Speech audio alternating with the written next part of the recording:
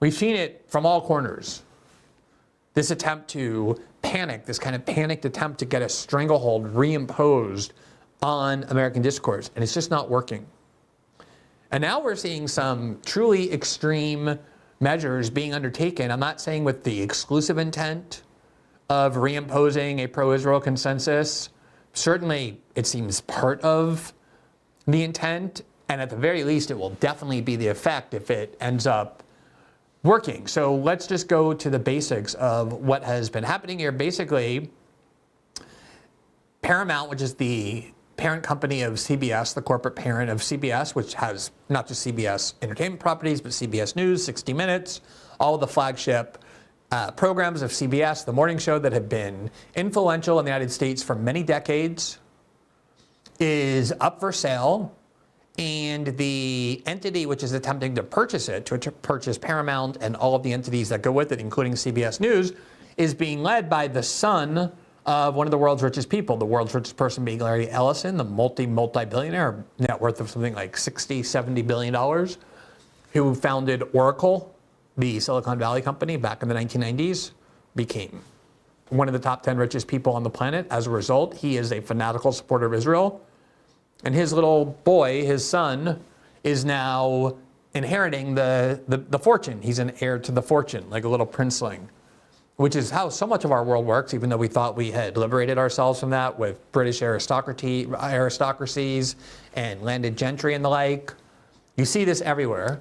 And the son's name is David Ellison, and he is at least as fanatical of a supporter of Israel as his father is. They're both American citizens, but Israel, the foreign country Israel, is their focus. Here from the Jerusalem Post, and Israeli media describes things in this way, in a way that American media can't for obvious reasons, but Jerusalem Post is a very mainstream newspaper in Israel. July 31st, 2024, there's the headline, Jewish business leaders transform the media landscape with an $8 billion deal, quote, in a groundbreaking strategic move reshaping the U.S. media market. Brandon Korf, heir to the Paramount empire, has decided to sell control of the media and film empire to David Ellison, heir to Larry Ellison's media empire. So you have two pro-Israel heirs to billionaire fortunes doing a little game with each other, selling Paramount from one to the other. The deal, valued at $8 billion, stands out as one of the most significant and intriguing transactions in the U.S. media market, showcasing the next generation of the world's most influential Jewish business leaders.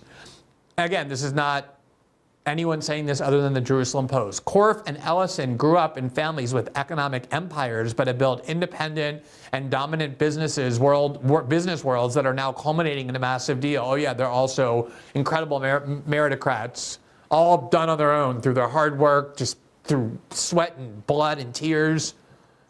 Quote, this is the next generation of global Jewish leadership, says a source familiar with the details. Quote, these two young men love Israel, are connected to their Judaism, have Zionist values, and it's very encouraging to see that in such successful families, the values are passed on to the younger generations.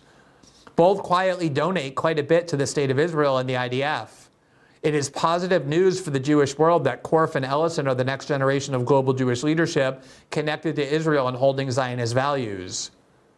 And then bizarrely, the article ends with this phrase. This article was written in cooperation with Skydance. Skydance is the corporate entity that was formed by the Ellisons to buy Paramount.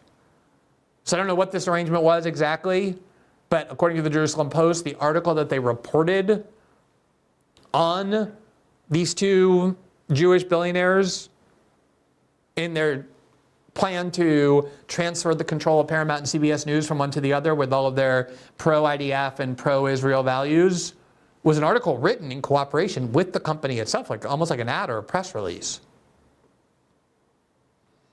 The significance of that is obvious. The article itself makes that clear. And just to give you the background, we've gone over this polling data many times. There's a lot of it. From Pew Research Center, April 8th, 2025. Negative views of Israel have risen in the United States. And what's always so interesting about this chart and ones like it is that negative views of Israel are rising in every demographic group. Here's Republicans, ages 18 to 49. So all Republicans 50 and under. I mean, to say that the pro-Israel position was a borderline religious view, or at least an unquestioned dogma in Republican politics, is to put that mildly. Although you could actually make the case that it's more so in the Democratic Party. I would make that case, actually. The last two presidents who really challenged Israel were Ronald Reagan and George H.W. Bush. Although Obama did to a little bit of an extent. But it's a bipartisan consensus. That's been the key to the whole thing the whole time. And here you see that negative views of Israel among Republicans ages to 18 to 49 are at 50%. 50%, so majority. 50% of Republicans under 50 have an unfavorable view of Israel. That's the exact question that was asked. Of all U.S. adults, they're all U.S. adults, ignore their demographic characteristics. It's gone up from 42% in 2022 to 53% in 2025. A majority, an absolute majority of American citizens now disapprove of or have an unfavorable view of Israel. And you see how much it's increased since 2022. And obviously a major reason is the reaction to what people have been seeing and watching Israel do in Gaza. Among Democrats, it's gone from 53 to 69%. And among young Democrats, Democrats under 50, 71%. 71% have a negative view of Israel. This is a massive sea change.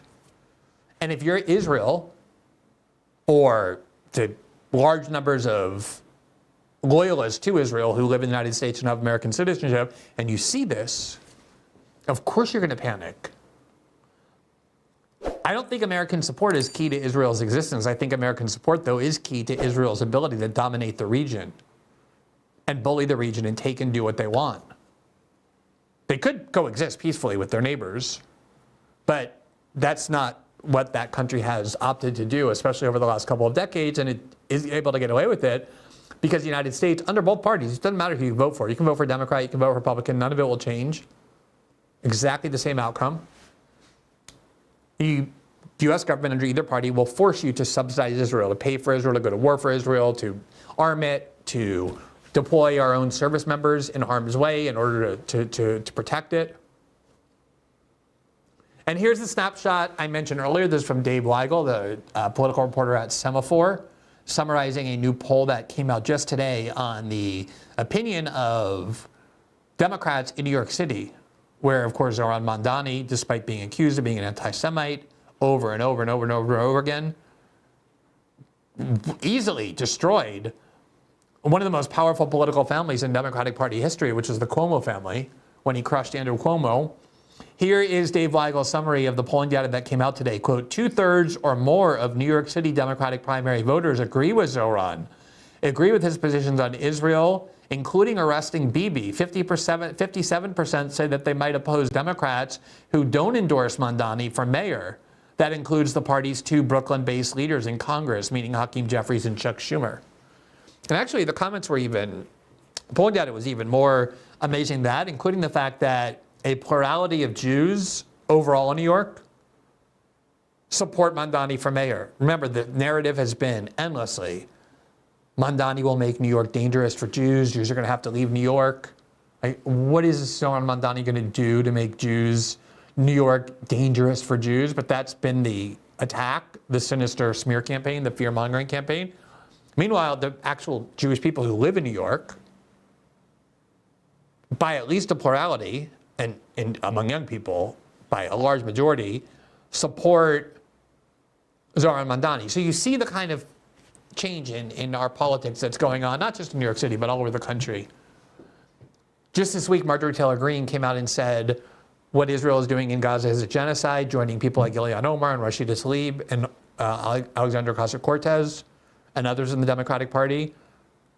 Both Marjorie Taylor Greene and Thomas Massie want to cut off American funding for all Israeli military aid, which not even AOC is willing to do. She wants to continue to fund Israel's defensive systems and its defensive missiles.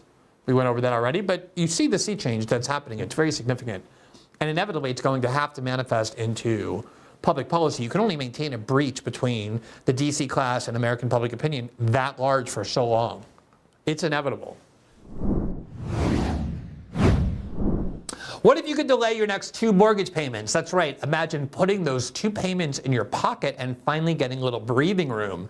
It's possible when you call American Financing today. If you're feeling stretched by everyday expenses, groceries, gas, bills piling up, you're not alone. Most Americans are putting these expenses on credit cards, and there doesn't seem to be a way out. American Financing can show you how to use your home's equity to pay off that debt. Their salary-based mortgage consultants are helping homeowners just like you restructure their loans and consolidate debt, all without upfront fees. And their customers are saving an average of $800 a month. That's like a $10,000 raise.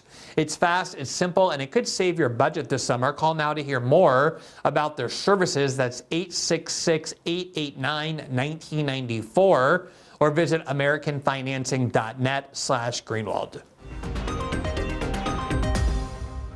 Thanks for watching this clip from System Update, our live show that airs every Monday through Friday at 7 p.m. Eastern, exclusively on Rumble. You can catch the full nightly shows live or view the backlog of episodes for free on our Rumble page. You can also find full episodes the morning after they air across all major podcasting platforms, including Spotify and Apple. All the information you need is linked below. We hope to see you there.